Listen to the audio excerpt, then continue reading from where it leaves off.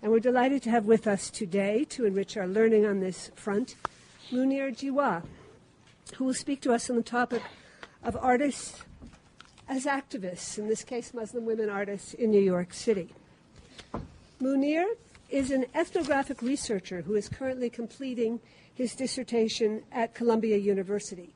The title is Toward an Anthropology of... you hear me, right? Thank you. Sorry. It's just a familiar refrain. What? The title is Toward an Anthropology of Islam, the Construction of Muslim Identities in the United States. And his areas of research include media, museums, material culture, aesthetics, and violence. He comes to this work with an honors master's degree in theological studies from Harvard University and a summa cum laude undergraduate degree in communications from Simon Fraser University, of which his mother should be very proud. Munir is adjunct faculty at the New School University in New York and at Connecticut College. He's worked as a researcher at the Middle East Institute and Center for Research and Policy at Columbia, and has served as an assistant and currently as a consultant to the Secretary General of the World Conference on Religions for Peace at the United Nations. At the United Nations, Munir has participated as a speaker and facilitator in many conferences. His tours of lectures include stops at Istanbul University, the Museum of Contemporary Art in Sarajevo, the Kunstmuseum of Art in Bonn, Germany, and world conferences on religion and peace in Tokyo, Japan, and Amman, Jordan. And in New Jersey, he's spoken on the world of Islam at the American Jewish Committee. Happily today, he is here with us in Cambridge, and I know that we're eager to hear from him on this fascinating and critical area of art and understanding. Please join me in welcoming Munir Jiwa.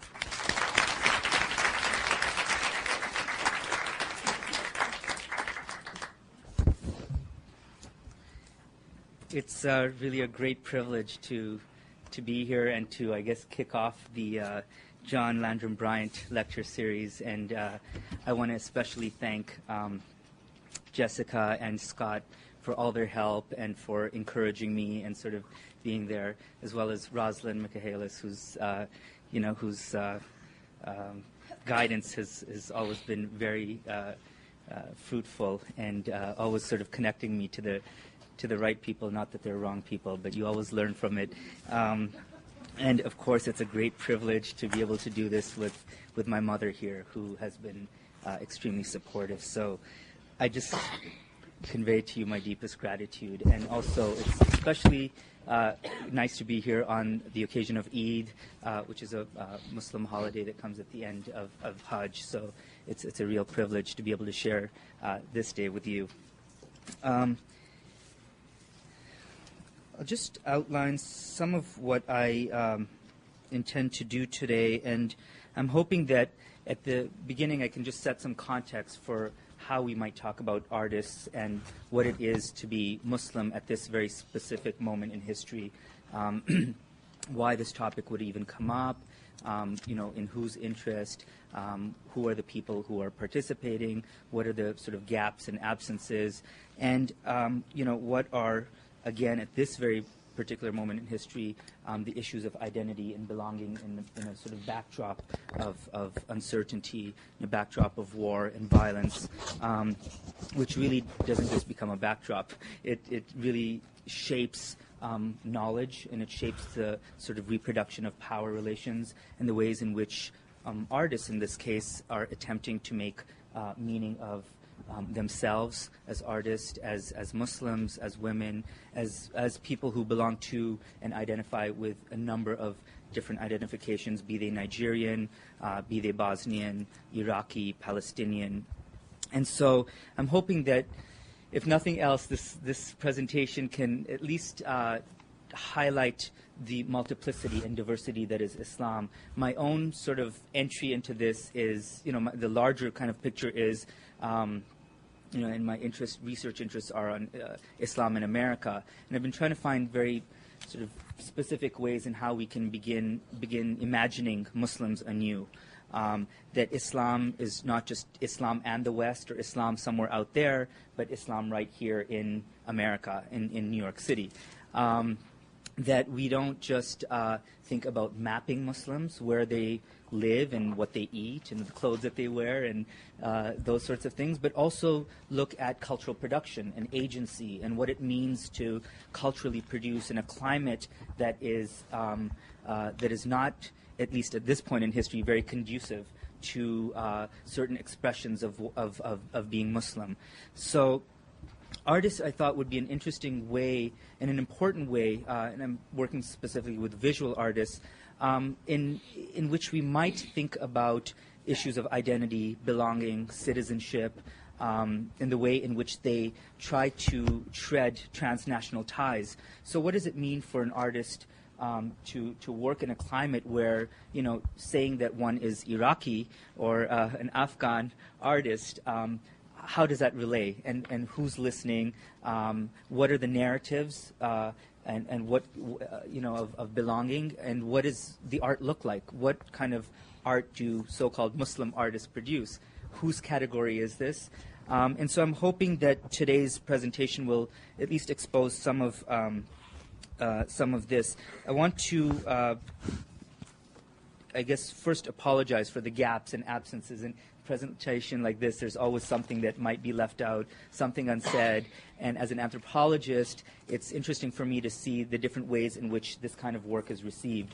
So whereas anthropologists might be so into thinking about context in which the artist emerges and the context in which the artist does her work, art history might be looking more specifically at the visuals. And a critique of art history and art education and whatnot, a critique of anthropology from those fields is that anthropology provides so much context that we don't actually see the visuals. What happens to the visuals? And so my attempt here is to also try to pay attention to the artist's work, the art itself, and look at, again, the disconnects between what the artist intends, what she narrates about her own work, the way in which it's received in the public sphere. Once it becomes public, what happens to it? And then the reproduction of those works and the artist's narratives. Each time I argue that there are disconnects, disjunctures between, of course, the intention of an artist and the way it's taken up and circulated. And again, paying attention to the different arenas in which Muslim artists might be taken up, sometimes as women, sometimes as Muslims. I hope all the time as women, but but there are different venues in which their work is more exciting than others. I mean, some invite them to talk about their experience of being women in America. Others are invited to speak about being Turkish or what it is to be a Turk-American, these sorts of things. So again, my own isolation of this identification Muslim is just to highlight, is just to my own research. So it's in a dissertation, you're supposed to categorize and box people and do this kind of extended research and show what you found. And some of the risks of isolating any one identification is that we forget that these identifications are fluid, they're constantly changing, they integrate and mesh with other forms of identification. So Muslim is just one of many of the identifications these might use, including all sorts of things like nationality, ethnicity, of course, gender, age, sexual preference, sexual orientation. So all these things are in kind of enmeshed, and this is what becomes of the artist and her work. Again, here we're isolating one identification just to see what this might look like. I'll read you an abstract of my work so it gives you a sense of what I'm trying to do, and then we'll then I'll try to look at some of the questions that might arise of the the specific artists we're going to talk about, and then look at some of their own visuals and the way in which they narrate their own identifications and their artwork. So my research seeks to explore the works and lives of Muslim visual artists in New York City and the multiple levels at which they are negotiating Islam and managing their Muslimness. Working with artists is a means for understanding the particular challenges faced by Muslims in the West in constructing their identities in relationships to the tradition. My research looks at how these artists manage their identities within art and art worlds. I'm using this term as used by Howard Becker in his book of the same title. Art worlds refers to museums, ethnographic, natural, and cultural, art museums, and to this I add online museums, galleries, which involve different players, artists, curators, museum directors, critics, and all those involved in art production, consumption, marketing, commoditization of art. I begin with the art worlds, which is the primary but not only site of these artists' works, and in which they socialize and identify professionally and personally. Through the artist's participation and engagement with art worlds, I then attempt to understand how they narrate and negotiate their relationships within, of course, art and art worlds, but also within scriptural and textual Islam. So what are their relationships to being Muslim artists, but they come out of certain kinds of tradition, they're Muslim, is this a religious category, is it a cultural category?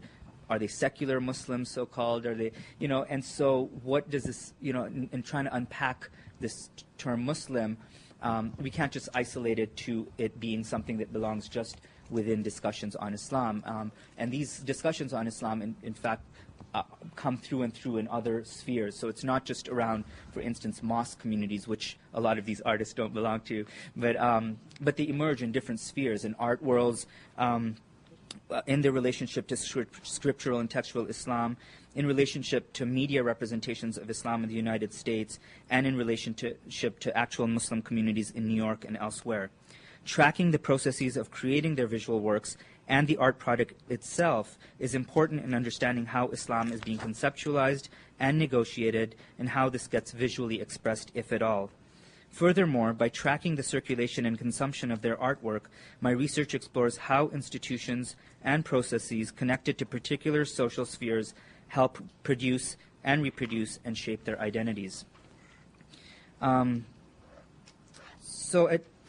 terms of the title of this, I thought I might say a word. We might look at unpacking, what I mean by some of this. And with a new kind of public visibility for Islam and Muslims post 9/11, and this research spans kind of pre 9/11 as well. So the joy of this is that here you have the same image, the narratives, but they're differently interpreted before sort of pre and post 9/11. So we'll be trying to use this paradigm, unfortunately enforced on us, but a way in which the artists themselves use this to really look at change and to look at the ways in which they've been managing themselves and their works pre and post 9/11. How do we get at understanding Islam in the West and Muslim lived experiences? And as I mentioned earlier, one of the ways is to look at cultural production, and I do this for several reasons. One is it's not immediate. When we want to think about Muslim lived experiences, we might not think, let's go to artists and see what they're saying. So the marginality of artists already is in a way their kind of activism. Their constant struggle to kind of find their fit within these social spheres which tend to marginalize them.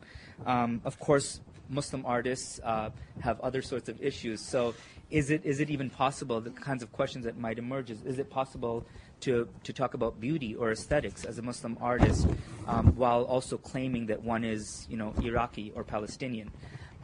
These are, so these extra aesthetic sort of sensibilities which in a way box the artists into belonging in certain ways, don't allow the kind of mobility that they themselves are struggling for.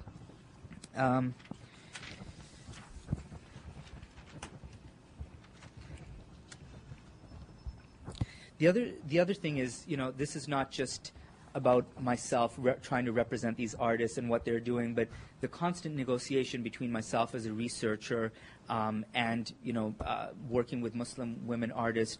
In a way, it's trying to look at the fit between Muslim men and Muslim women, and trying to see the dialogue, the internal dialogue that might be happening within Muslim communities, whatever they look like.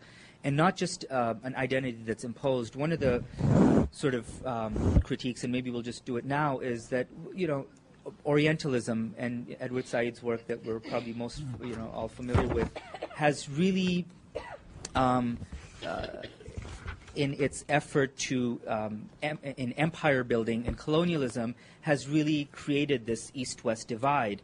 And one of the ways in which the East became more East was looking at the ways in which Muslim women carry themselves. They were always in colonial literature, Orientalist fantasy literature, seen as this mystery of the East, and referred to as odalisks and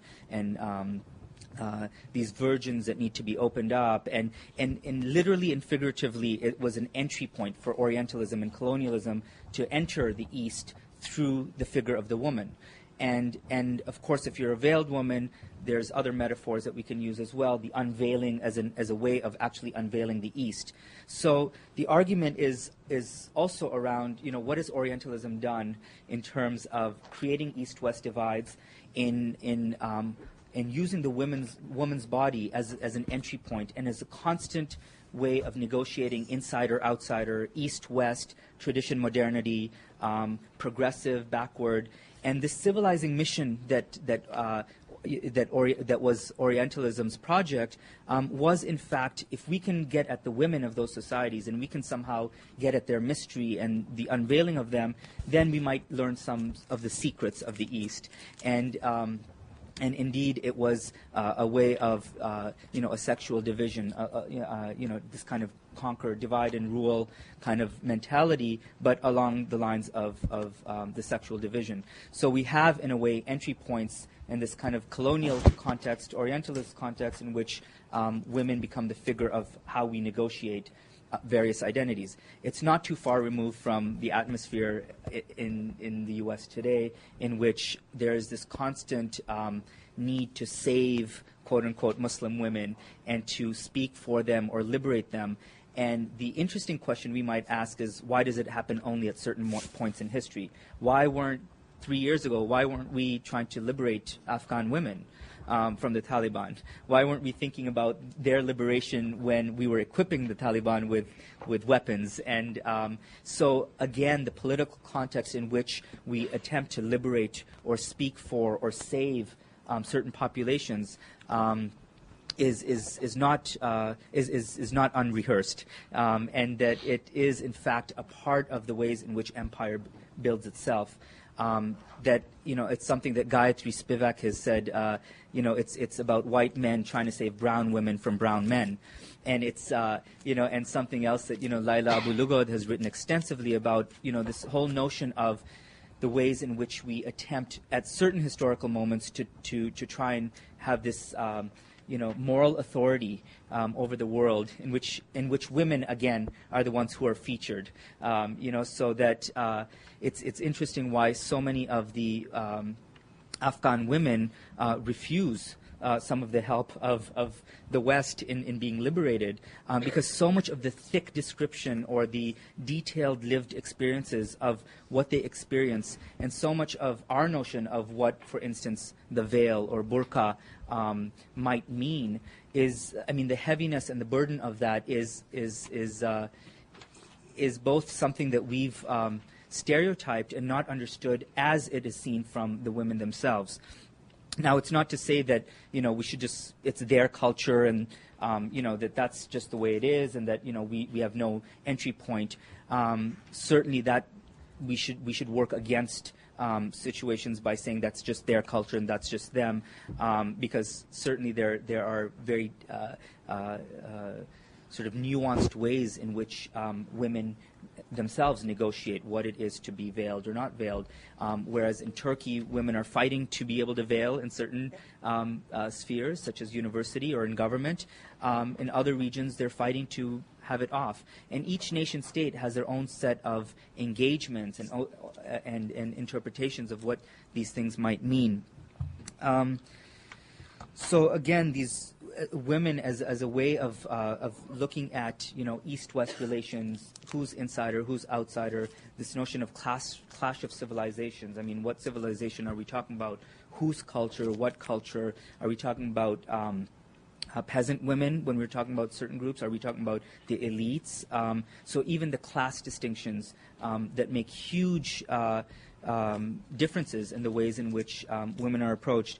The violence that our media, of course, perpetuates in not only stereotyping but maintaining those things, so that the nationalist narratives of belonging have been reduced. So you're either with us or you're with the terrorists, or you're and patriotism has to be expressed in very certain ways. A good example is Laura Bush inviting poets to the White House recently. In Sunday New York Times, they had a small article about how one of the artists thought it would be a good way of talking about sort of the war against Iraq, and that sort of their poetic justice, so to speak, of trying to show that this is their artistic expression, and that they would use their platform in being invited to the White House to sort of go against the grain. Well, the whole event was canceled. And so it's one example of the ways in which, although we claim we're democratic and we have all these values and that we're open, there's very specific ways of belonging and specific narratives, specific expressions which are allowed. And yet our media sort of highlight over and again how we need to be on this kind of civilizing mission of the others, the poor and weak, oppressed others that are voiceless. My sort of submission would be that we need to think more about the ways in which voicelessness is sort of right here, and the ways in which artists try to negotiate their spaces right here. And again, it's about bringing Islam back here. There's a huge history of Islam in this country, including up to 15% of the African slaves who were brought over during the Atlantic slave trade were Muslims. So this kind of history of Muslims in America, which is kind of the untold story, and that we forget, is an important one. And scholars like Sylviane Diouf and Austin have written extensively about this. So there's, again, narratives, there's art practices of Muslims as early as the late 1700s right here in this country that were part of the sort of slave narratives and slave artistic practice that we need to remember. And again, about dosage and scale, it's what does it mean for me as a researcher to be doing work on this? And when we talk about activism, getting to the term activism, this is expressed in so many different ways. There's my own agenda, my own activism of trying to find new narratives and new expressions of the ways in which Muslims belong in this country. And art is visual arts is one of my example. There's other research that's being done. Hussein Rashid, the student here, who's doing amazing research on like hip hop and South Asian diaspora and music, and the ways in which very seriously, these kind of expose works in, expose the ways in which people attempt to identify.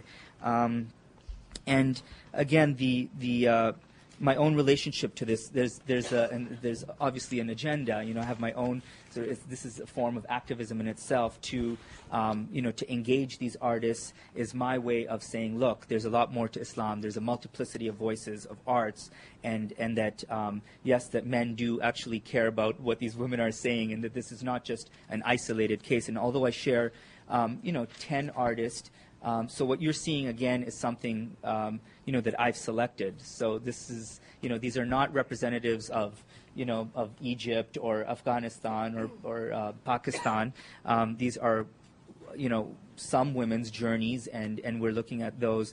And of course I've chosen who these artists are and chosen to share what parts of their work I want to highlight. And again, all of these things form knowledge and the way in which knowledge is reproduced. So many of us can walk away with our understanding of what these artists are from this lecture. We might go somewhere else and you'll see some of these artists and they'll be saying something very different.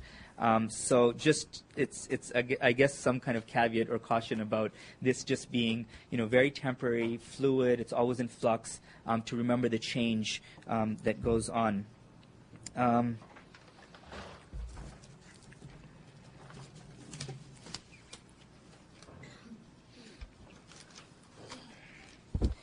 I asked some of the artists about what it means to be an activist, or to try and think about this term activism or active, and they defined it in many different ways. One was just to engage, the act of claiming to be Iraqi or Pakistani at this specific moment in history in the U.S. was an act of courage, was a form of activism.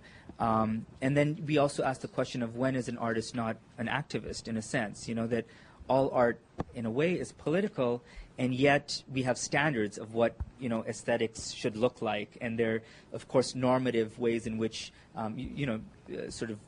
European normative ways of what art standards look like, and then everyone else is kind of matched in or discussed alongside with that. And so being a feminist was one way of activism, just claiming to be Muslim at a time when there's so much anti-Muslim rhetoric, when there's huge legal sweeping changes that have been made to our system overnight, in which civil liberties, religious liberties of entire Muslim populations have been just wiped out. And the point is that they're not just specific to Muslims. If this is happening to Muslims today, happened to Jews yesterday, it's going to happen to someone else tomorrow. And the point that these artists are trying to make is that it's not just about their specific experiences, but how do we find some kind of universal language to talk about issues of identity, belonging, suffering, violence. The perhaps burden and maybe even joy that they carry is trying to find is trying to really negotiate the ways in which a new understanding of Muslimness or being Muslim in America might arise. The other thing that they caution against is that it's to look at Muslims in the West is not just to say, well, then these are the good progressive Muslims, and again, everyone out there are sort of the problem Muslims. So we have to be wary of those kinds of divides as well. So just as we attempt to look at Muslim artists in New York City, there's transnational ties, and that there's a constant flow of ideas, of art objects moving back and forth. So just as they move, their ideas move, and their objects move, and finding themselves in different places, in different moments in history, and being interpreted differently depending on the context. So there are questions of whose label is it anyway? Is it the artist who are activist? Is it an imposed category? Is being Muslim my imposition because I'm interested in Islam and finding new narratives about being Muslim? And so my work really attempts to. I'll just kind of highlight some of the ways in which I've been thinking about the work. First is pre and post 9/11, a lot of these artists know each other, but they haven't necessarily formed a group around being Muslim or Muslim artists. It's really a category I've constructed to try and show what these individuals are doing. So they don't necessarily form any form of community, and if they do at this moment, it might not be next year. So it's a very interesting moment in which they're coming together to talk about what it is to be Muslim, or these Muslim lived experiences, and yet they disagree hugely on what constitutes Islam, what art should look like, what art and you'll see by the diversity of their own art just how different they are and how they manage issues of identity and belonging. Then we, at what are this kind of venues that they engage and disengage Islam? What are the moments? So at some points they'll talk, about being Muslim women, and other points they kind of don't highlight that part. Fatima Tugara, a Nigerian artist, says, she's not picked up for being Muslim. She's always picked up for being the exotic black woman, and that's the context in which her art is seen. There's artists who are constantly taken up as Muslim artists, but who try to refuse the category. And we'll get to some of the works which expose that. One example is Ghada Ammar, who constantly deals with things Islamic, although the visual representation of her work, we look at it and we think, well, what's Islamic about this? And that's the other question, what kind of art do Muslim artists produce? And are we thinking about Islamic art? And if so, what constitutes Islamic art? So I argue that no, of course Muslim artists don't necessarily produce Islamic art, but it does raise questions of what then is Islamic art. Certainly the Met has an entire department, and many museums do, so they have some notion of what Islamic art looks like. And again, it's usually does not include sort of contemporary works. It stops at a specific moment in history. It's part of an enterprise of colonial collecting. So colonial, museum studies, if we've done some, show that a lot of the collections were not just around knowledge for knowledge's sake and showing how wonderfully engaged we were with the other and the East and goods going back and forth, but rather a kind of theft of objects and materials and artworks in which we could come back to the West and Europe and display our goods and show how the empire was actually working and how goods and objects and arts, which may have been just everyday goods for a lot of them, become our art. So the entire notion of gaze and the Western gaze over what constitutes arts, our own classification systems of other people's objects that might have been used in everyday for everyday use, become our art that we then look at in museums and say, oh, so this is what Islamic art looks like, where they may not have at all categorized things as such. Again, it stops at a certain moment in history. So why is it and how is it that artists might speak to some of the contemporary problems of negotiating these things, of not just being Muslim, but in the ways in which their visuals themselves are interpreted. We also have sections of different, these women have very different notions of what it is to be a Muslim woman at this particular moment. And so, whereas some might think that undressing and working in sort of erotics is a way of expressing womanhood, others think that the veil is the perfect symbol, and that going back to the Quran is, in fact, the most liberating way in which Muslim women might recast themselves. And then again, there's the notion of post 9/11. There's been so much kind of who are the Muslims? What is Islam about? Why this violence? And Muslim artists were also trying to talk about these issues. And what does it mean to take up someone's narrative? And then, of course, these are artists. It's their profession. They're dealing with art. And so, what are the kind of disjunctures between their narratives of how they're trying to belong and their artworks, and what gets lost in the process? Who takes them up? Who funds this? Why are certain artists who deal with, for instance, Shirin Nishat, very sort of famous in the New York art scene, or Shazia Sikandar, or Ghada Ammar, all Muslim women who claim, who claim this publicly, but yet they've been taken up and they're superstars in the New York art scene. And I argue that it's not by accident. I mean, they've been taken up because they deal with issues of the veil, or that that Muslim societies are oppressive to women, and so.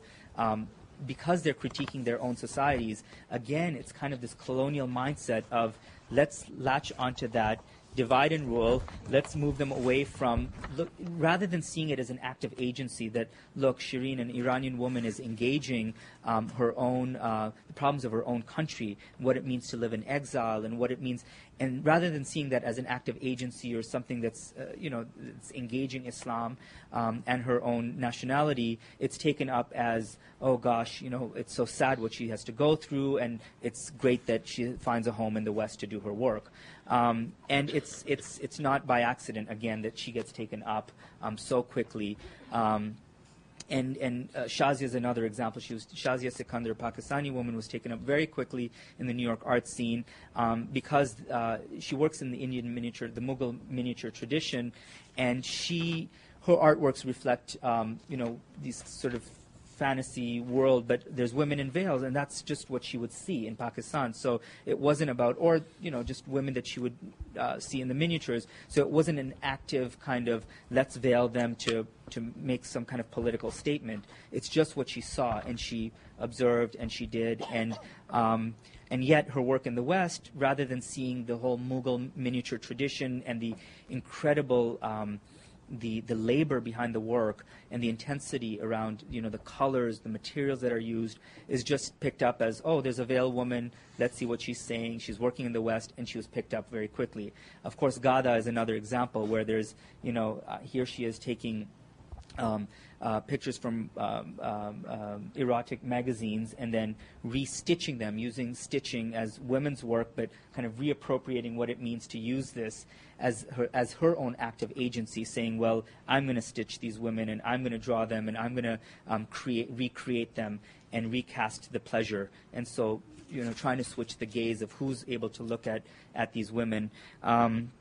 And actually celebrating things like women's work, and we'll look at some of the images. So I just wanted to highlight some of those things, and to just, again, to say that this is, being Muslim is one of several identifications, that I've isolated it for my research purposes and to talk a little bit about Islam, but in fact it's so enmeshed with other forms of identification. Again, just this act of kind of putting something in a PowerPoint presentation loses, the whole sort of act of translation and their image and their works, the dosage, the scale, the materials. I'm showing it in a PowerPoint, so of course all of that's lost, in which case there's something, again, lost in translation about their work. What does it mean to reproduce their works and show them on here? What does it mean for people to see these images online and vis-a-vis in a museum or a gallery? What does it mean to discuss these works in the absence of the artist herself? So we need to sort of think about all these, and again, the labor that's involved. So Zarina Hashmi, the first artist I'll talk about, does woodcut prints, but if we look at her work, we're like, well, how hard is it to draw this line? And if you know the process of doing woodcut prints, and the actual carving and the ink that she uses, including the paper, that again is lost in translation. So when we talk about art and artists, there's always those disconnects that I guess we have to be mindful of, and I'm sure you're much more mindful of it than myself. And then again, the art effect. So what happens to an art piece once it's in the public sphere? How much control does an artist really have over her own work? And it's like a text. Once you make it public, people have the right to interpret it as they please. So what are the levels of engagement that artists themselves attempt in terms of having their work read in the right way? And some are much more sort of active about it. Others are like, well, I've created this, I've put it out there, read it as you will. So I'll just we'll just move to some of the artists' images. The first one is of Zarina Hashmi, an Indian woman who's lived in New York, in the U.S. for over 30 years. And it's one of her images, the house on wheels, which she talks about and she sort of describes as such. Some of the visuals I'll just leave for you to look at. Others, I'll sort of try to interpret. Others, I will just read straight their own narrative. And part of, again, the critique of anthropology by art historians and artists have been that there's too much context given and not enough of the kind of relationships that people themselves can forge with the image. So some I will leave unsaid, and I hope we can fill in the gaps during discussion. But she says about my house on wheels has become associated with all that I do and think. In taking basic geometric shapes, I created a house on wheels which simply reminds us again of mobility and change, voluntary and involuntary. It was once highlighted to me that my house on wheels was an Anglo house. Why? Simply put, it is also part of my experience, and whereas Aligarh, India, was my first home, I did not feel that it was necessary that I represent that alone, although I have looked at that in many other places, including the current exhibit. This is part of there's an exhibit on 36 images of her work. But this raises a common issue in my work and with who I am. People want to be able to see me in certain ways, and because I look the way I do and speak the way I speak, and because I was born in India, my reference points must all somehow be there. Well, this is simply not the case. My work attempts to do just the opposite, to show multiple spaces and times that I have lived in and traveled. Yet others, especially Western feminists, obsess with my four walls of a home. I heard all too often how oppressive it must have been. The notion of char divar or chador, this four walls and the veiled woman within those four walls image were just not my experience. It was simply something I personally did not experience, although my mother was observed the veil, the parda. She was still educated. We were educated formally at school and also at home. In fact, probably my best education came from home with my mother and father. It is very easy for this positive experience to be erased by the West, and it is also not up to them to decide the plight of Muslim women who did or did not wear the veil. It is not that simplistic.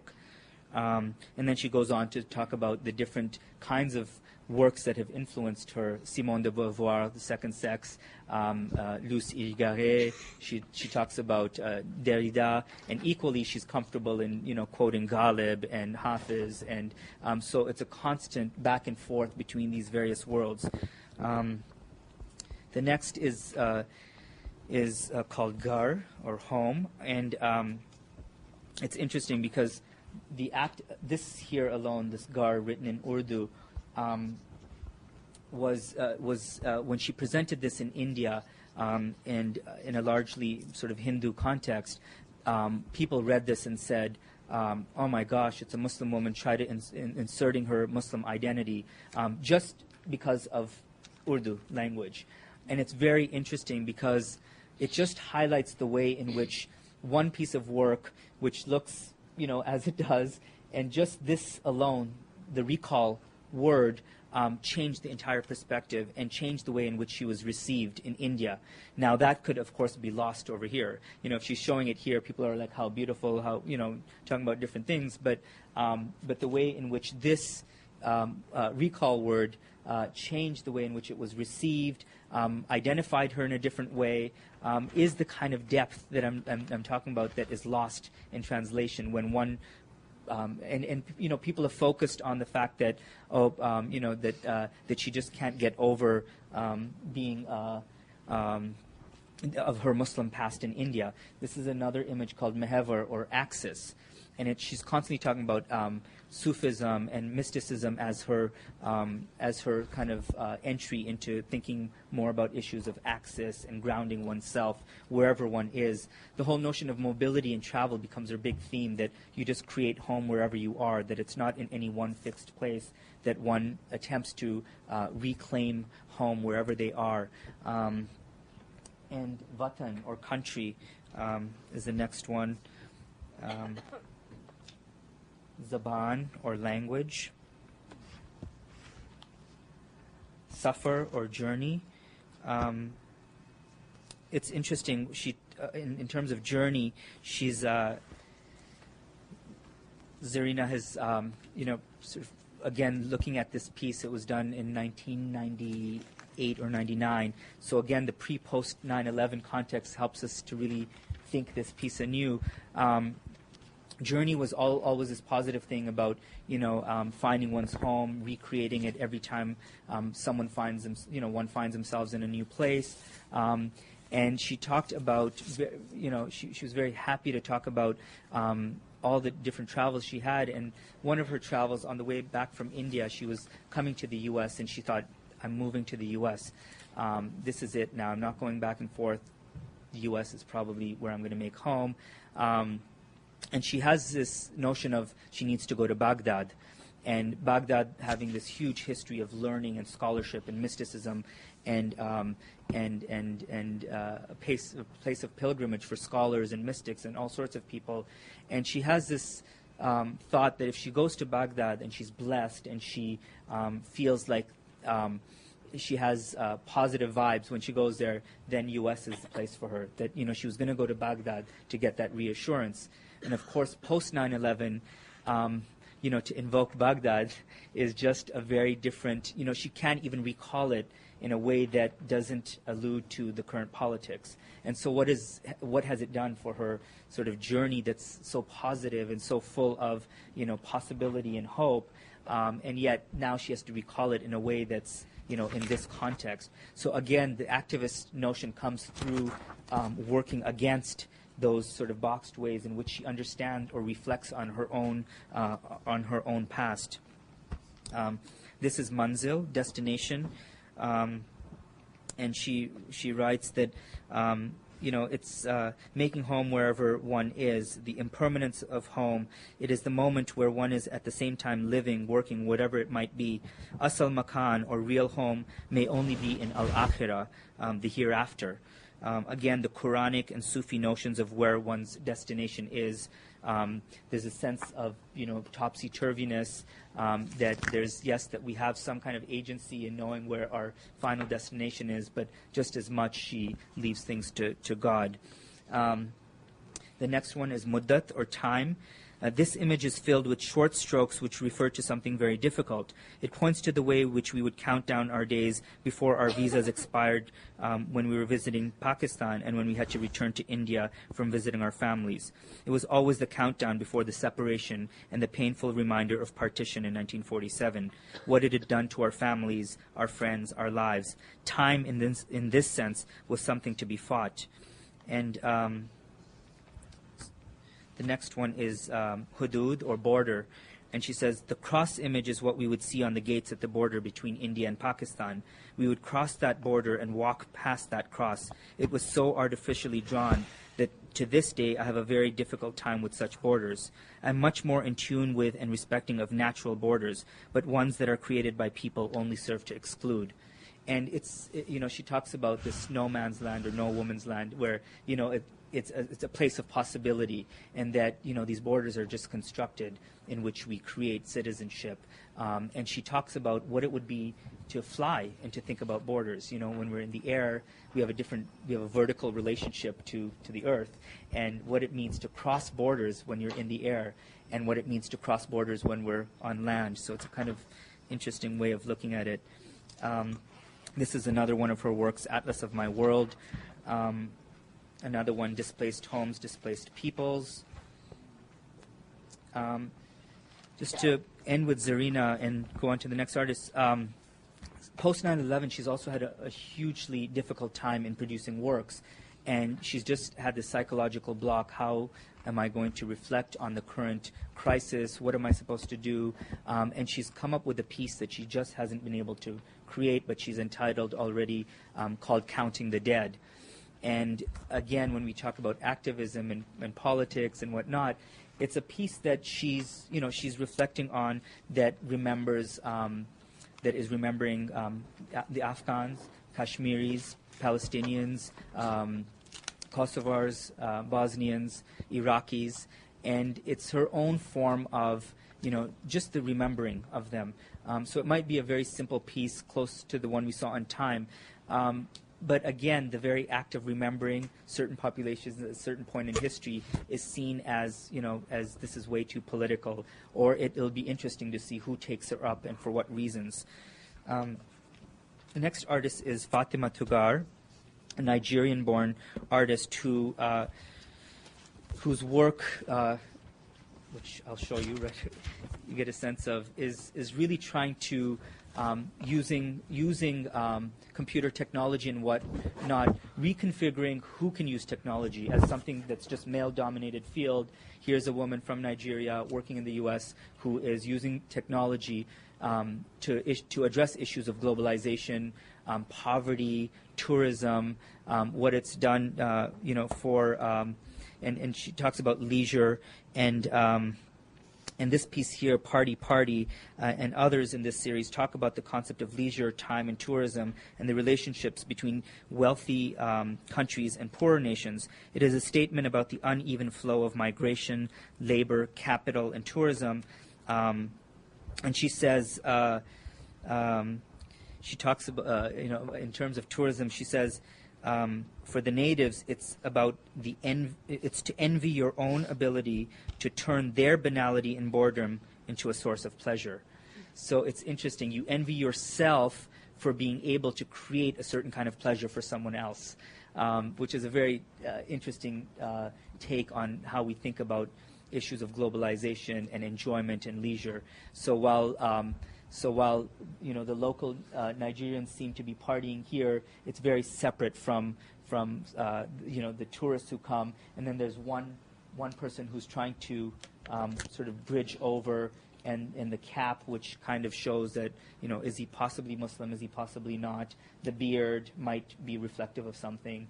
and somehow he looks white, but he's moving, has his back towards the whites and trying to participate amongst the Nigerians.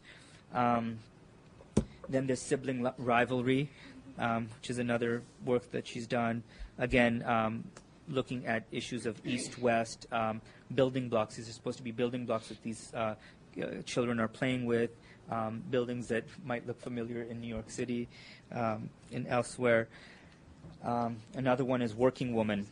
Again, to look at just how odd it seems to think about issues of East-West and globalization and what it means, to look a certain way and yet trying to use a computer and a telephone and it's plugged in the wrong way, and then there's her, Chanel bag in the bowl, and there's nothing in the, nothing plugged in, and it's just a very displaced kind of unsettling image. And there's another one, I've forgotten what she's called this, I think it's Robo Makes Dinner. And again, trying to look at the differences between cooking on fire and then this robot kind of in there. And she's constantly trying to move between Africa and being Nigerian and these East-West dialectics and what it means and how uneven the flow of capital is. But also equally just, looking at these, there's something wrong with these images. They don't just flow and we don't just accept them so easily. And part of that is her own intention in terms of, how can we look at this and not laugh? And yet the kind of humor really exposes the absurdity of just how uneven capital flow is and just how poverty works and how globalization works.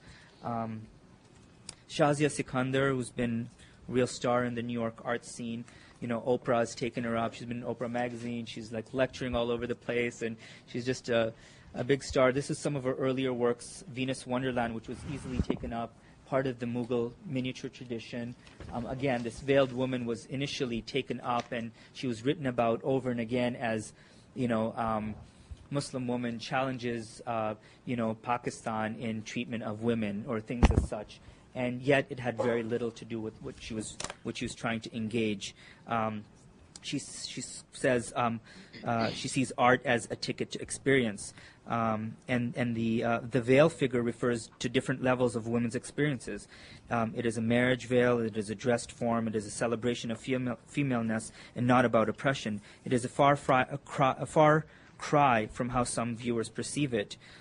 It isn't a political symbol necessarily. It is supposed to it's supposed to try to universalize kind of woman's experience and yet look at the very specifics of what it might mean to do work from Pakistan. There's another work, a more recent work of hers, and another very recent work of hers called Utopia, addressing issues of Hindu-Muslim imagery. So in the context of the subcontinent, it's about, addressing issue of what is Hindu, what is Muslim, how is that negotiated, what does it mean to claim being Muslim in India, what does it claim to being Hindu in Pakistan, partition politics, and then, of course, what does that all mean in the U.S.? And this is another one called Running on Empty that she's done. Reem Hussein is a U.S.-born of Palestinian origin who observes the hijab, has talked about the importance of religion in her life as a stabilizing and empowering force. The act of creating her art is a spiritual one for her, like most of the, like many of the artists have claimed. And this is what some of her work looks like. It's Allah or God in Arabic. At a very recent exhibit called Williamsburg Bridges Palestine in Brooklyn, Reem, along with about 50 other artists, presented their works, and this was one of them. It was most awesome sight of very diverse experiences of what it meant to be Palestinian, including Christian Palestinians who were there and did work. And again, the artist's engagement, the visual artist's engagement with other art forms. There were hip-hop artists, there were rap artists, and it's an interesting kind of fit between the ways in which they're reimagining themselves in the West. And, you know, she's U.S. born, and yet there's a kind of remembering of Palestine and what it might mean, but she's doing it as a religious journey and a spiritual one. And, of course, you know, to call oneself a Palestinian artist is very sort of, again, difficult in this climate. And as she says, it's almost a bad word. So this is another one of her works, Rasulullah, Messenger of God. The next artist, Ghada Ammar. And again, Ghada's work, you know, is about sort of reappropriating what has been seen as, you know, just women's work. So actually then using those things, such as stitching, to think anew about giving that kind of some privileged role, so that it's not so bad to stitch, kind of thing, and that women's work is seen anew in a different context. This is part of a series, and this one's called La Femme qui Repasse, the woman who's ironing, and it's part of a series that's about 5 women at work, and it's all stitched works. This is another one. It's called Barbie and Ken, Ken and Barbie. Barbie loves Ken, Ken loves Barbie. And it's interesting because it's kind of written on their trousers, and the fact that they're headless is this kind of, you know, this attempt at love and love in the world, and that it could be anyone. So it's like she's left them headless to say this is not just about, you know, about the East or West, but she's using, you know, the West in this sense to talk about love and trying to incorporate beauty in her work. Another one called Majnoon. It's from a story, Layla and Majnoon, a very famous story. And again, she's trying to look at this concept of unrequited love, and she puts, you know, she embroiders them on plastic storage closets. And there's another one called Private Rooms, and she's written verses of the Quran on women. And she's embroidered them on. It's hard to read her stuff, and it's deliberate because she's trying to look at the ways in which our own attempt at reading is the very problematic of reading scripture and reading and making sense of certain works, and the constant act of interpretation and the difficulty with that. So her own works tend to sort of blur the writing and the stitching and whatnot. And then I used to leave this out, but someone, including Ghada, said I should really include showing some of her works that are really about the erotics and female pleasure, and that as a Muslim woman, she is trying to use this. She says about, and I'll sort of dwell on a little bit on some of the other works as well, the Private Rooms and the Boxes, but she did a work called The Encyclopedia of Pleasure, called Gawami al-Lada, and it was about an 11th or 12th century text written by a man named Ali ibn Nasr, in which there's a lot of discussion about female sexuality and sensuality in Islam, and that in fact it has a very privileged place because it's not seen as this thing that one should that is actually supposed to be something that's pleasurable in the context of a marriage, in the context of a union. And so what she did was she copied the text of this 11th or 12th century text and tried to show that Islam, in fact, was sensual and sexual at one time, and female sexuality was very much a part of the experience of being a Muslim woman. But it's only now that there's this kind of curtailing of that. And it's all related to power and whatnot. And then the fact that she's actually using a male author to show that even males engage this, and that it's not just about male pleasure, but the fact that they were highlighting that, yes, women have a right to this. And so she says about this, I've copied the text. I always did the sculpture with text, which I never really showed in America apart from PS1. For this, I used a golden stitch. In the Arabic world, there is now a strong trend towards writing Quranic text with golden embroidery on black velvet called sarma, a way of machine embroidering. I use gold on white cotton on boxes. I only chose the passages that speak about women's pleasure, not men's. For me, it's as if we were losing all this information about female sexuality in Islam, and so I have to copy it to preserve it, even if it's a bad translation. So it's her own translation of it. and she's used several other translations. And then she says, the question is this element of disguise related to women's place in Islam? And she responds, probably. I never think about it, but all my work is about this, about hiding and showing and concealing society. When I make the work, I don't think about that. I go with what affects me. It's very personal. I never wanted, and then the question is, do you think your work is recognizably Muslim in any way? I mean, to think about this image and asking the question, is it recognizably Muslim? And yet she's a Muslim artist.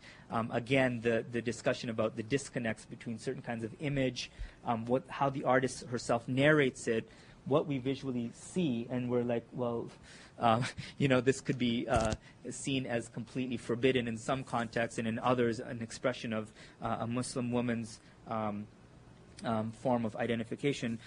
So she says, I never wanted this to be an issue, talking about her work being recognizably Muslim. In the beginning, I didn't want anyone to think I was Egyptian or Muslim.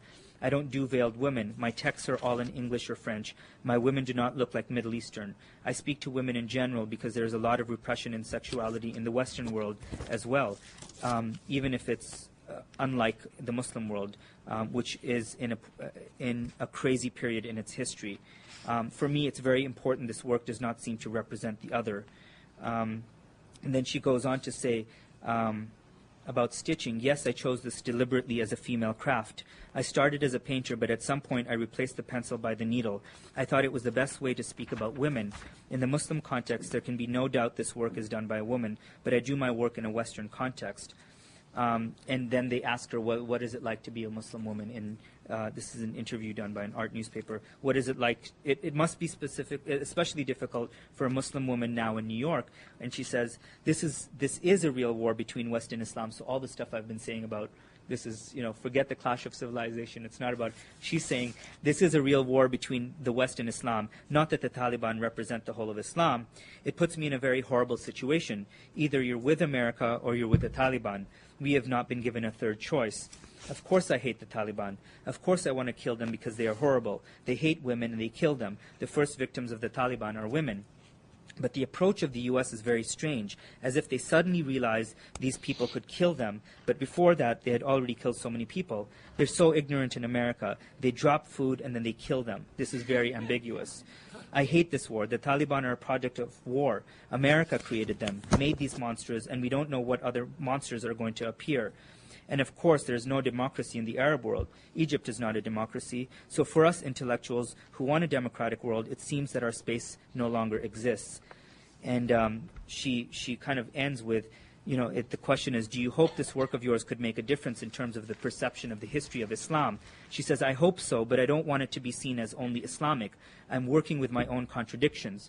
I grew up in Egypt, and then when I went to France, I suffered a lot because of racism. People treated me very badly, so I totally rejected Islam in Egypt. I hated being identified as Egyptian, and I was very ashamed to be Muslim because I was not accepted by other kids. So I learned to speak perfect French. I never wanted to work to represent the Muslim world in any way, even though, in fact, it started with this magazine of veiled women. But then, despite myself, all these calligraphic elements start to come out and all these other elements of Islamic culture. So I hope this work can do something for people. My work is intended to speak to both sides, to every side. I speak to both Muslim and non-Muslim, to women and to men as well. So it's very interesting, again, to sort of look at her work and to think about the ways in which Muslim women, even through certain images like this, can be thinking about what it is to be Muslim and in different contexts, whether it's in Egypt or it's here. The next artist is Amna Jagal, a Tunisian-born artist. This work is called Eyes Touch. And the next one is Blood and Ashes. It's post 9/11. And then another one called Cut Limbs. Amna sees herself as an African artist as well. Being from Tunisia, she is African, but again, playing with these categories of what African American is, as an Arab woman who sees herself as African American. means something very different in a different context, of course. And about her own work, it's a struggle to not only deal with certain kinds of materials, painting as being something European, so, that was brought in or imported from Europe into the East. Well, she wants to kind of disrupt that and say, anyone can make this possible. And she says, I think of my art as a statement about freedom and my paintings as poems, the meaningful ones we read silently to ourselves. I first learned my sense of abstraction as faith, as the only way to grasp the concept of God or Allah. My organic-like images are a reaction to the reductive character of logic, clarity, and geometry.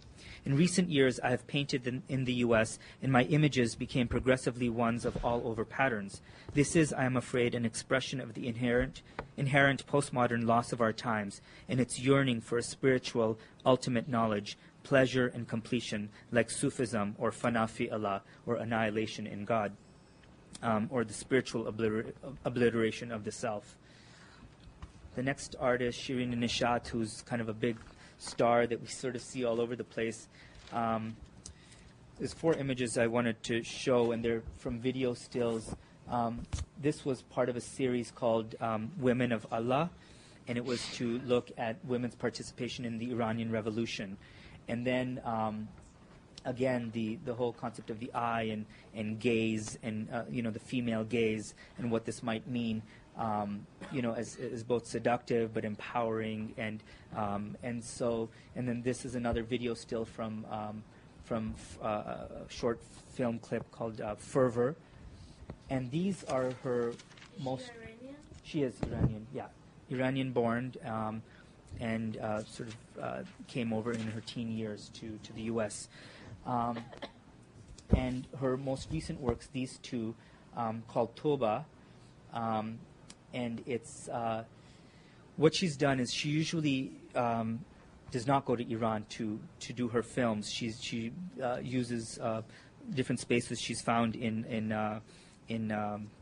Morocco, and post 9/11 she had to really think about, I don't want the kind of the heaviness that is part of the veil and veiling to be the only way in which my work gets read, and what are the new ways in which we can think about this, because so much of the way she's invited and that she talks about is around issues of veil and veiling and unveiling, and what this means in terms of East-West dynamics, and what it means for herself to be an Iranian woman in America.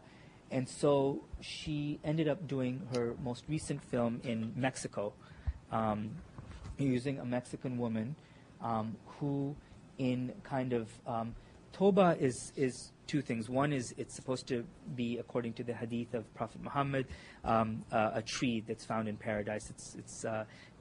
So she wanted to look at a woman who can stand for any woman, universal woman, enmeshed in this tree, so that she has her place in this tree, which is in paradise, a way of just incorporating almost the fact that she becomes part of this tree. And in terms of Tuba, she takes it from a Quranic verse which reads, "Alladhina amanu wa amilu as-salihati tuba lahum wa husna ma'ab." And it says, "For those who believe and do right is every blessedness and bliss their journey's end." So in a way, it was about attempting to bring beauty back to life, to have an aesthetics that actually dealt with issues of beauty rather than just the heaviness of the veil. And again, to make it a universal, a woman that could relate. So again, if we look at the works and the ways in which they've progressed or regressed or however we want to name it, or looked at, it's obviously a very kind of different undertaking pre and post 9/11. Naziha Rashid, an Iraqi artist, and whose works look as such. And I'll just read you. She says, "When I paint, I imagine a beautiful world, different from the world from which we live with its myriad problems. I imagine a natural world, an optimistic one filled with beauty, happiness, and hope. Through my paintings, I want to inspire hope, to transform the human tragedy into love and aspiration, and to dispel any sense of despair and grief. I want to confront life head-on and to challenge pain and suffering, to ameliorate hardship, not impatiently and not violently, but with compassion, in a sensitive, poetic manner which deepens our love for the beauty and flux that is life. She says, I consider myself a traditional woman, proud of my Islamic Arab heritage, because therein abides the origins of our spirituality and civilization. And so, again, for her, it's such a hard moment to claim to being Iraqi and attempting to even talk about her work as being this beautiful thing, and that, yes, beauty does actually exist in Iraq, and trying to expose that. And, of course, in the climate of war, how do we, again, think about an aesthetics which privileges beauty, or something that promotes hope. Shakeba Wakili, this is the most, when we talk about activists, pre and post 9/11, she's just been everywhere and trying to educate. She's an educator, high school teacher as well, and she has been using photography as a way of education, and a lot of her images are of veiled women in the West, so women coming out in and out of Harrods in London, or doing everyday activities in New York City. And this is, the image is not so clear, but pizza, pasta, fresh salad, coffee, veiled woman coming out of that store. And then another one in which we look at the male gaze towards the woman who's unveiled, and this woman who is observing the hijab as protected from that same kind of male gaze. So again, she's trying to reinterpret what kind of safety the hijab might provide for women. She's from Afghanistan, so I was just going to get to that. She's an Afghan woman, born there, spent her early years there, and came over for late high school and college and graduate school. And again, to talk about, she's been everywhere. She's shown at the American Museum of Natural History. She's got another upcoming show, and again, to what it means to talk about, being an Afghan woman and growing up in the U.S. and these multiple narratives. And she in some of our discussions, she talked about, how odd it seems for us to even imagine that there's beauty in Afghanistan. There's a whole mystical, poetic tradition. There's a lot of discussion around art and spirituality. There's we talk about children. Well, there's children who still want to go to the zoo, and people who want to get Leonardo DiCaprio, whatever his name is, haircuts. And although it seems so absurd to us, it's at the same time she's trying to show that there's a constant flow back and forth of ways in which people take and let go of certain things Western, and why does the Titanic become a big hit in Afghanistan, and why does Leonardo DiCaprio's haircut, who's doing this haircut, and yet they, what we think about them is that they hate the West, and so it's a very interesting notion of how ideas and objects and things like haircuts flow back and forth, or what it is to imagine children going to the zoo at this particular moment in history. It's so hard to think in those terms. And so she's trying, through her work, to bring some of that to life. And she's also actively trying to get Muslim women to form some kind of artist network or coalition with the category Muslim woman. So she's very active, and she sees that as part of her activism and her social responsibility. And I'll end with Dolly Unitam and then just wrap up. But a Malaysian-born artist, and she did this work called Banner, and it's supposed to represent humans in time. This is paper. These are bullet holes. This is supposed to represent blood. And she says, a long time ago there were few bullet holes, but as we progress, there are more and more bullet holes that we see, and it's supposed to represent the kind of, regardless of our increased knowledge, our increased possibility of communication with people so different from ourselves, yet there's also more war, and this sort of the bullet holes represent that. And it goes through the paper, so the banner can be seen from both sides. So she's, again, trying to show that, even though the bullet can go through one way, it affects both sides, that the scars and the holes can be seen on both sides.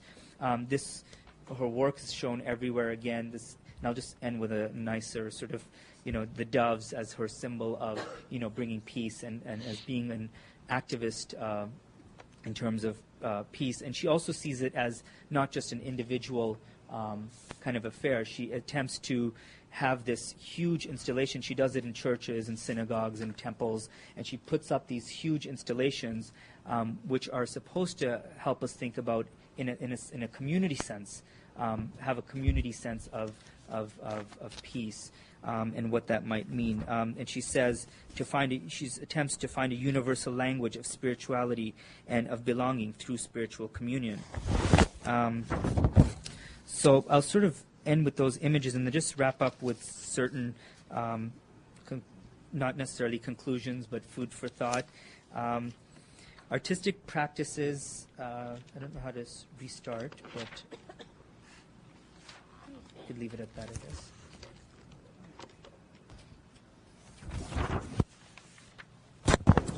Artistic practices, the way artists go about thinking about and creating their work, as well as the art worlds which they attach themselves to, manage and govern, judge, validate, circulate, promote, and define such as art practices, increasingly work in this backdrop of uncertainty.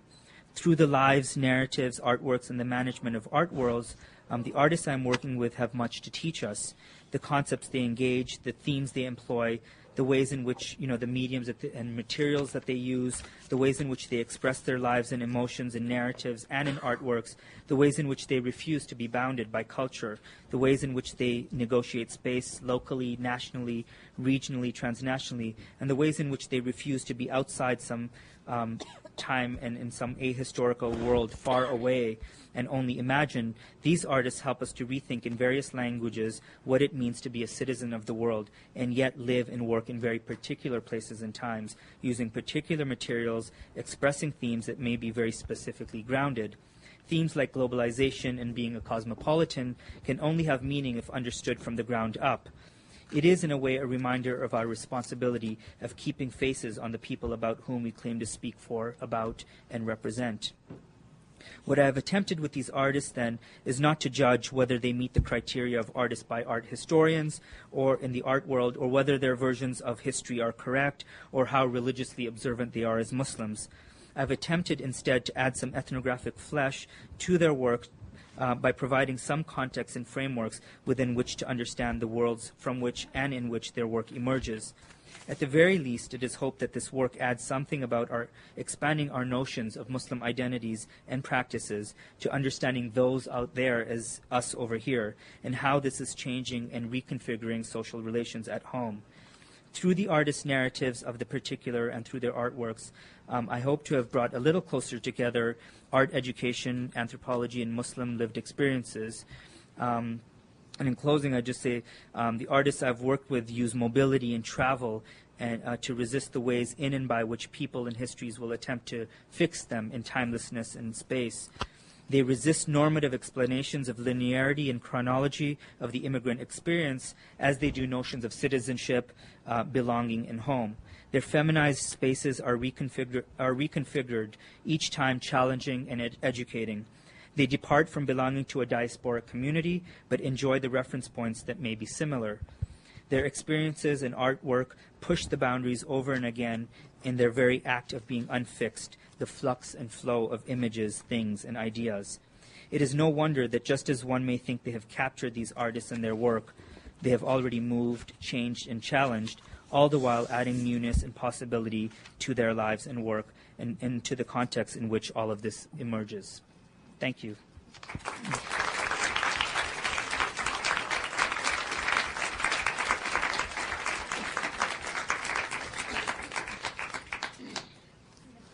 So yeah, I think we can open up for some questions and discussion.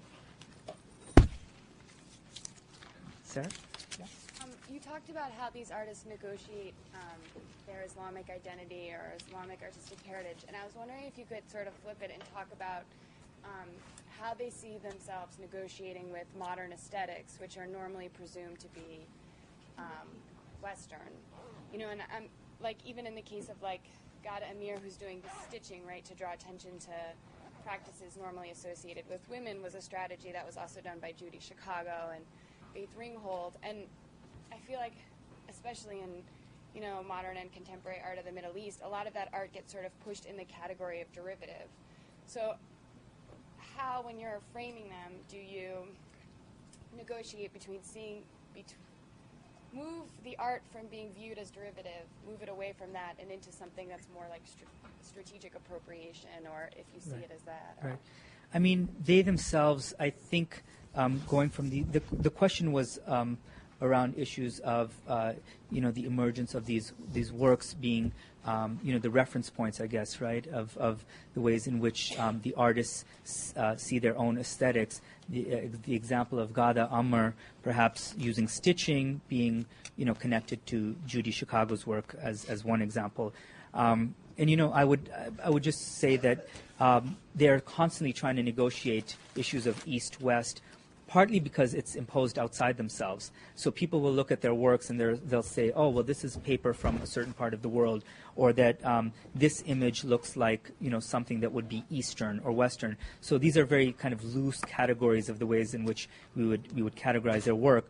Their own narratives are brilliant in the sense that they're constantly back and forth between, you know, on the one hand, using, you know, 11th or 12th century text written by a Muslim author, Ali ibn Nasr, and at the same time invoking Luce Irigaray and Simone de Beauvoir and Fatima Mernissi. And it's not just about sort of tradition and modernity, but looking at the ways in which their works can speak to these different worlds. And the ways in which the art world takes them up, they have, at least all of these artists have resigned themselves to saying, this is our artwork. I mean, if you want to take us up, it's fine. Ghada Amr is one good example. She's like, this is it. She has been taken up hugely, but you know, it's not just because of the connections that might be made to Judy Chicago. It's equally because she's talking about what it means to be an oppressed Muslim woman. Another artist, Amna, her critique of Ghada has been, well, you know, we forget the fact that her work doesn't just emerge in the West from nothingness. It emerges from her horrible experience in France of being, you know, in terms of racism, and her wanting to silence this whole Muslim Egyptian past, and working, actively working within notions that were, you know, concepts that were Western. But she herself tries to minimize that, just saying it's not just a Western woman you see, this can be any woman. That stitching is, you know, women's work anywhere, but it can be reappropriated. That you know, female sexuality and sensuality is not just something of the East, of the West. It's equally something of the East. And then she provides certain kinds of room for that. In terms of the aesthetics, I mean, if you look at the lack of nationalist narratives in these artists, very few of them will have a definitive response as to what it is to be American. And I constantly ask that because here they are as Americans working in America, and their reference points are all over the globe. And this kind of the sense of transnationalism, using materials, using objects, and you know, again, it's this notion of flow of the ways in which their works emerge, are again refusing ways in which they might be fixed. So the fact that you know, that they don't just talk about their countries of origin, but equally of universal issues that are, you know, that are going on in the world, and using materials and reference points that are sort of more universal. And recognizing, of course, that there are ways in which that this gets read as East-West, or, you know, instances like, you know, Reem Hussein's work, which is Allah and Rasulullah, being immediately recognized as Islamic art, and it would most likely be seen as Islamic art by the Met, because it works in a certain kind of tradition. It's calligraphy, the privilege of the text in Islam, as, you know, the Quran is the word of God, and the act of writing the Quran, the calligraphy itself as an act of piety, and the kind of highest artistic form. You know, but it's not to say that visual representation, which people think are a no-no in Islam because it possibly, you know, leads to idol worshipping. Well, clearly there are traditions, Mughal tradition, the Ottomans, the Safavids, where there's all sorts of imagery. So the notion of, you know, how things become standardized, at what points in history, and how these artists, again, negotiate back and forth between these worlds, I think refuses just any one way of seeing their work and in any one tradition.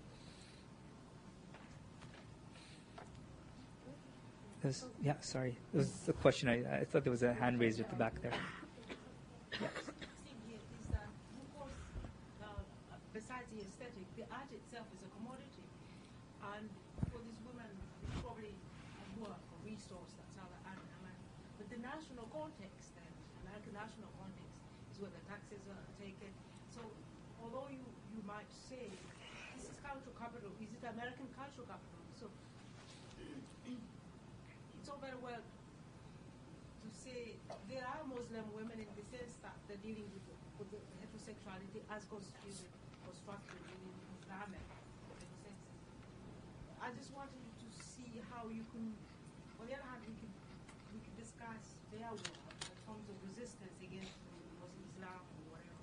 But when it comes to the reception of this, I mean, the ways of appropriating it, besides translation as a part of step construction, then this work has to be placed because it's a commodity, it's capital, somebody is obviously gaining from this work. So can you talk a little bit on how you explain the placelessness of the work itself, whoever collects tax for it, where they get funding, is that American Islam? Do they take, for example, talk about the slave Muslims, do they go back to those traditions where there is a transnational responsibility, Islamic, Right. culture, and America is in the mouth? Okay. That's the relation. Right. So there's really two contexts. One is the context in which, can we call it art context, in which this work is placed and emerges in terms of cultural capital. And then the other is the ways in which they negotiate their own sort of cultural past within the U.S. The first one is interesting because, of course, the art world and art market dictate a lot of what is seen, when it's seen, how it's seen, and the ways in which artists will negotiate these various worlds. They're artists as professionals, but I think besides the three who have become major hits, all of them have other jobs.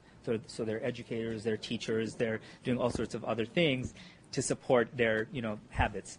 And so in one way, it really is testament to the fact that they're going to do this. It's an act of education. It's a form of activism. But who takes it up? Which galleries? How do they, in fact, negotiate that?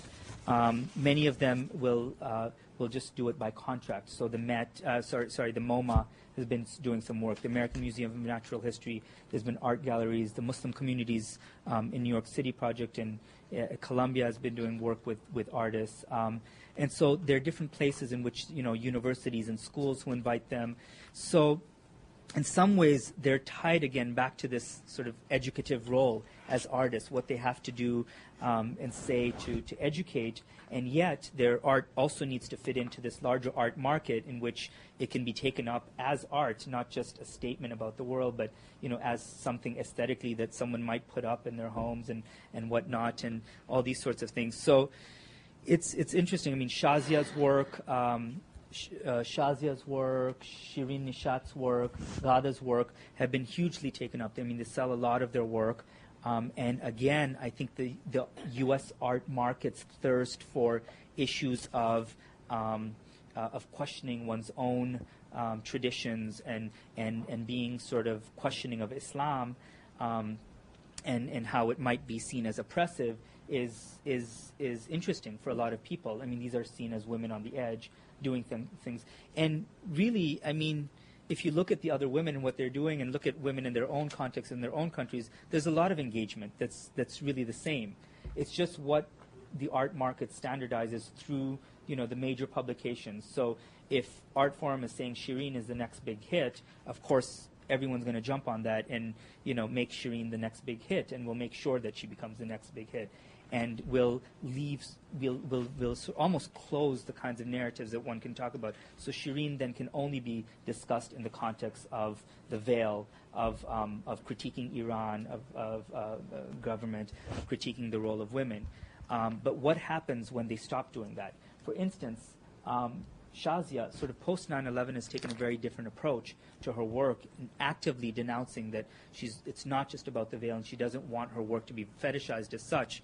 Now, it remains to be seen if her work will be taken up in the same way. She's much more critical of the U.S. now than she is of looking at both Pakistan and America. Their own relation, and this kind of, so the question about art context and the emergence of their works in terms of cultural capital is a hugely important question. I mean, they have to live, they have to provide for themselves and their families and whatnot, and they're attempting to do work. If they see themselves as just educationists, that's one agenda. If they see themselves as this activist work and they don't want to make money off it, which many of them do, and then others try hard to engage these different worlds, and then others, just from the privilege of what they're doing, who have been taken up and can't get enough of galleries knocking on their doors.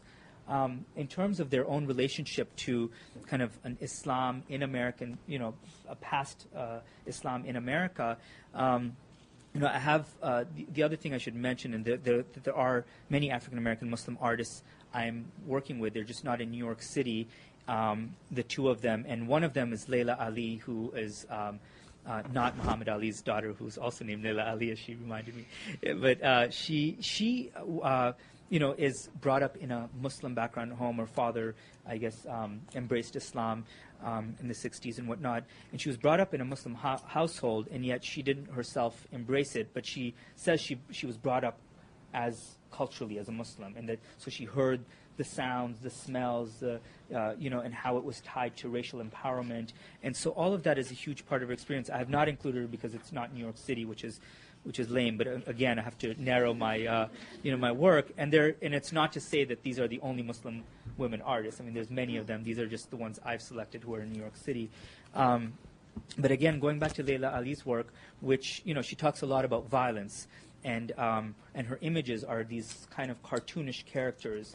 And she's had this huge exhibit at MoMA, and people constantly ask her about, Layla Ali, that sounds like a Muslim name, are you Muslim? And constantly engaging that and then relating it to violence, because her work is, kind of deals with issues of violence all the time.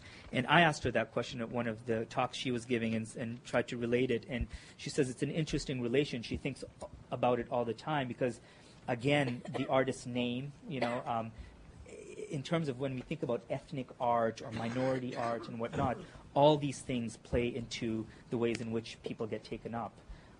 So Layla Ali, who is kind of, I don't want to make her a Muslim because she says she really isn't, but she's come from this Muslim background, and yet she engages and she tries very, very hard to look at this kind of background of Islam in this country. And many of the artists, Zarina is another one who constantly talks about the fact that Islam was here, 200-300 years ago, and that we can't forget that history, and that although there's a slight disconnect between the last of the African Muslim slaves and then the early 1900s, where there's a conversion or reversion of African American Muslims to Islam, and those might not be connected.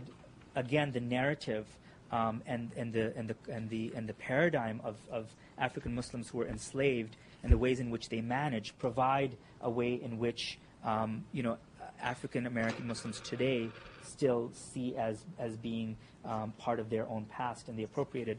But I argue that it's not just African American Muslims who are doing that. There's a lot of the immigrant Muslim populations who look at that to show that there is, Islam's existed here for a long time. I'm a curator, and I've shown some artists who are from Morocco and Saudi Arabia. They don't have green cards. They're here going to school. And in the context, there's a different end game. They actually use different names when they show the work.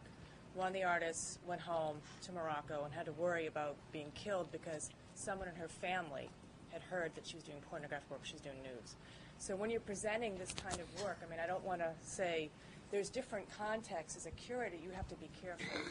When they get interviewed, she had an interview in a local paper, had to worry if it got back home. She just did a show. They want to show in Lebanon. She can't show in Lebanon right now. It's not safe for her to show in Lebanon. So it's kind of this interesting thing when you're presenting work, how to make sure you really work with the artist to make sure they're comfortable, how they want to present, And then when you put it out there, you can do a good job as an educator and curator. But if the press comes along or something, I can't get her a green card she gets called back home. So it's this kind of stuff that I don't want to negate. But you have to be really careful. Right. Because you don't want to have the apple cart fall over before. Right. Kind of thing. So I think this is great that you're showing these artists, and but there's a lot of other folks who are doing challenging work. I mean, I have a friend who goes by Iran, a top intellectual who got her passport taken when she went home because of what she did in Iran and had to fight to get it back. So it's this kind of, I mean, these are brave women. I mean, I don't want to, I mean, they're kick-ass. I mean, the work they're doing is so brave that it puts some of the work that we do in the U.S. as artists to shame. And then they also get this thing because the work's beautiful, it's not challenging enough. And my job is to say, oh, yes, it is. You have no idea how challenging this work is based on the context because you're ignorant of the context this work is done in. So I think as a job as an American curator to make sure the context is not lost at how groundbreaking this work isn't considered derivative in what they're doing. So it's this kind of weird game you have to be able to go back and forth. You probably, with your work, are trying to negotiate those spaces too. No, I think it's a really important point you make. The depths and details that I was talking about that are lost in translation. The kind of everything from trying to get certain materials from certain parts of the world to exhibiting in certain parts of the world. It's not so easy to do. Or if you've gone abroad to exhibit and now trying to come back to the U.S., for a lot of these artists who have gone abroad, it's been a nightmare getting back. The visa restrictions, the surveillance. It's not an easy context in which they're working and in which their work emerges. And part of my own, like I said, sort of involvement with this is precisely to show that there is so much depth and that there is so much context that's needed, and that there is so much, again, lost in getting from one part of the world to the next. And even as they're here and they're cosmopolitan and they exhibit in all sorts of places, that there's everything that you have to worry about: airports, getting there, what you pack. Imagine like Reem trying to go to Palestine and coming back, and her work is Allah and Rasulullah, and this is just like people just don't want to see this. It's happened to me personally. So I mean, it's an interesting time and difficult time in terms of looking at not only the flux and flow of ideas, and we can think that they come easily, but there's physical restrictions in which movement is not so easily done. Munir, I hate to call it quits because this has Okay. been so No. wonderful. Thank you. But we have a tradition in the arts and education program. I think I tried to show you in the hall how students create things in response to ideas and issues. And as a gesture of our thanks and appreciation, students select different lecturers to create what we call a gift tribute, something in response to your work. And I'd like to introduce to you the students who have asked to do something for you, Mark Dewhurst and Ursula Yearwood. Thank you. Can I just...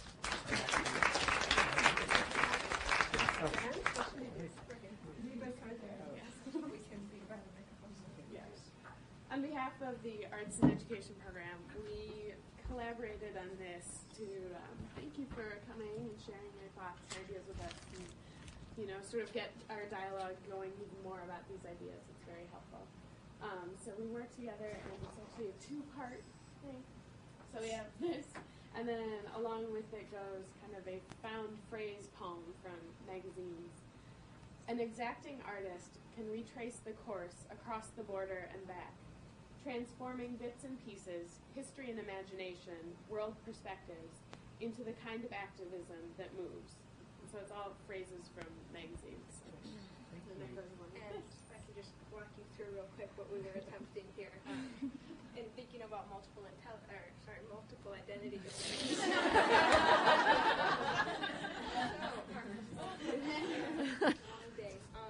Thinking about multiple identities, we were playing with these frames, and so we have the inside frame of which identities are recognized at certain times, which ones you get off at certain times, and depending on whoever's looking at you, what are they going to see, depending on what their perspective is. And then within that, there's little frames around each image within, and some of those frames overlap the to just play with that idea even more, and then have the whole thing around it, of course. And then the images inside are supposed to provide entry points into the collage. A few of them are indoor images to make it a little bit more private. This might be a bathtub or a sink, and then another inside image with many doors coming closer and closer to something, and then some other just patterns of like a woven image of world and people. Well, thank you. Appreciate it. Thanks so much.